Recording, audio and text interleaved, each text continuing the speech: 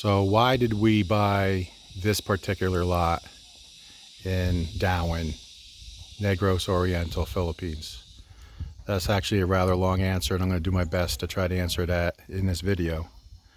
So back in July of 2021, Wilma and I retired to the Philippines. And when we moved here, we moved to Leyte Island. And the reason for that is that's where Wilma's family's from.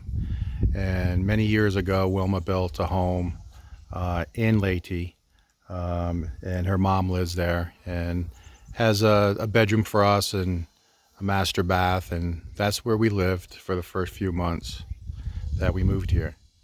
But Wilma and I decided that we wanted to find a piece of land with an ocean view, and we wanted to build a home together.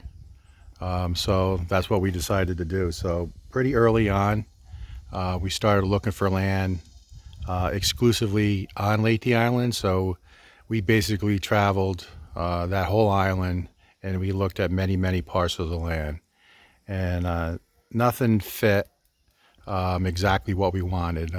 We knew we were going to be picky, and we had time to do so. We had nothing but time being retired, so we were very picky. So then we decided, hey, let's go outside of Leyte and visit other islands. One, just to get out and visit other islands, but also look at land and see if we could find a piece of land that met all our needs. So we traveled to Cebu and did the same thing. We stayed there for over a week, and we looked at homes as well as parcels of land, and we didn't find anything that really caught our eye. Then we traveled to Bohol.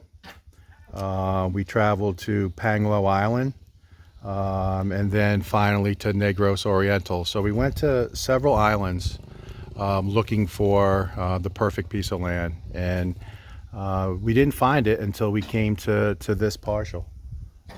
So we were very happy that we found it, and some of the reasons why is, number one, Apo Island. Apo Island is right out there on your screen now, and that folklore here is that's a magical island. There's several species of fish that's only found out there, nowhere else in the world. So that has brought in many scuba divers and snorkelers, and down on the ocean, which is about 3 miles from here, there's many dive shops, restaurants, hotels, where you can go out and snorkel and do scuba diving. So that was one of the reasons. That's a very popular island here. A lot of foreigners, especially Europeans, but also Australians and people from the UK and the United States, but primarily Europe, as I understand it, visit here to these resorts down there by the ocean to go out to that island because of the species of fish that only exist out there at that island. So this is kind of a premium area. Now the bad news is a premium area brings a premium price, but we decided to go ahead and make that investment. The view, when we came up here for the first time, and I actually have a video of us with the real estate person that I'll post, showing the first day we were up here on this property. We just fell in love with the property and the view.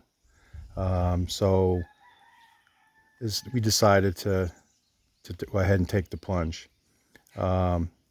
Next, this property actually has an approved subdivision. That's something that if you're buying a piece of property in the Philippines, you need to go to the municipal, which is Dauin, and verify that the subdivision is in fact approved by the municipal, and it was. You also have to make sure that the title is clean, and hopefully you could have a one signatory, which means there's only one person's name on the title when you buy it, and it was. And then obviously you have to make sure that the person's name on the title is alive, because if that person is deceased, then that caused a lot of complexity where now the heirs own the property, and if there's a lot of family members, you'll be dealing with many family members. So you need to check and make sure that it's one signatory or as few as possible, and that the title is clean. You also have to check and make sure that the taxes are paid. So it's called tax declaration. You have to make sure that that is clean as well. And then you got to get yourself a good attorney and have him walk you through the process. And he does all those checks and verifies that everything is clean before you actually pay for the property. Once you pay for the property, then you get a deed of sale. And then at that point, you can apply for permits and start your excavation in your building, which is exactly what we did. So all that came together, and when we went down to the municipal and did all those checks, everything came out clean. So we were confident that we weren't going to have any problems, and we did not. Everything went through fine. Then you have to apply for electric, you have to apply for water hookup with the municipal. I mean, there's things that needs to be done. And we did all those things, and everything went through fine. We went out and reached to an architect and got a relationship with him, and Wilma and I designed this house 100% ourselves.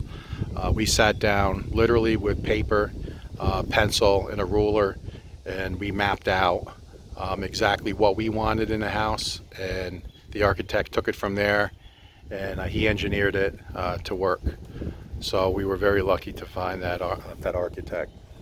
Another reason we bought this property is since it's at a premium, the price up here, basically only foreigners can afford this land. Not that I don't want Filipino neighbors, that's not the case at all. In fact, behind the house we have Filipino neighbors, and they've been great so far. But the property here on this subdivision, there's 7 pieces of property. There's 6 that are sold, and all 6 are foreigners, and there's 1 still available. And this subdivision, you have to build a certain type of home. You can't just build a little kubo hut. You have to actually build a concrete house, and it has to be approved by the owner of the subdivision. So you know, the houses up here will be nice homes. So that was a consideration, to have nice homes around ours. Another reason we bought this property is it has primary power. So the owner of the subdivision brought in and put in his own electrical poles and brought in clean primary power. So our power will be run. There'll be nobody else tapped into our power, and we should not have any issues with that. Also, we have municipal water. We did not want to drill a well. We wanted to have a piece of property that had municipal water on it, and Dauin does have municipal water, so we were lucky for that. Then a few other things that we wanted to have. We wanted the ocean view that you can see, but we wanted a sunset or a sunrise to come right from the front of the house. And obviously, that's not going to happen if your house is facing north or south. So we're lucky. This house is facing east, so the sun actually rises right there. So when you go up on the property, you have a very good ocean view, and the sun rises right over the ocean. So we lucked out with the way that the position of the property was facing. We also wanted the property to be higher than the road. So we did not want to have property where the property goes down from the road and our property angles up. So obviously if you get a lot of water, we didn't want to have any problem with flooding. So the property rises up from the road, not down. So that was another consideration. And then another consideration is typhoons. I mean, you have to pay attention to that. Now, the good news down here in Negros Oriental, everybody says that very rarely this far south in the Philippines you get hurricanes, or what they call typhoons here. It really, the typhoons really hit from Leyte north. Not to say that they don't get them here, because they do, but it's very rare. The Philippines gets hit with many typhoons throughout the year, and very rarely does one hit this area. However, the good news is the way the typhoons go, they go from west to east, and we have mountains right behind us, pretty large mountains, and the hurricanes come from that direction. So the hurricanes will actually hit the mountain behind us before it hits our house. So hopefully that will block. And actually, the way we designed the house, because when you can design your own house, you can do what you want. We angled the roof to be lower in the back and higher in the front. Slanted roof, flat roof, and so the wind will actually hit the back of the house and will basically, like a ramp, just hopefully skid off the top of the roof. So that's how we designed it with the architect, to make sure that we don't have any damage. And we're building the house hurricane proof, with hurricane glass and real thick concrete. So we're making that investment to keep the house safe in case there is a hurricane. So that's a long answer, but that was the multiple things we were looking for. It happened to all come together. I'll just end this video saying that we must have looked at least, I would say, 70, 80 pieces of property over the 4 or 5 islands that we went to. And when Wilma and I walked up, got out of the car, walked up onto this property and turned and seen this view with Oppo Island, we both said at the same time, this is it.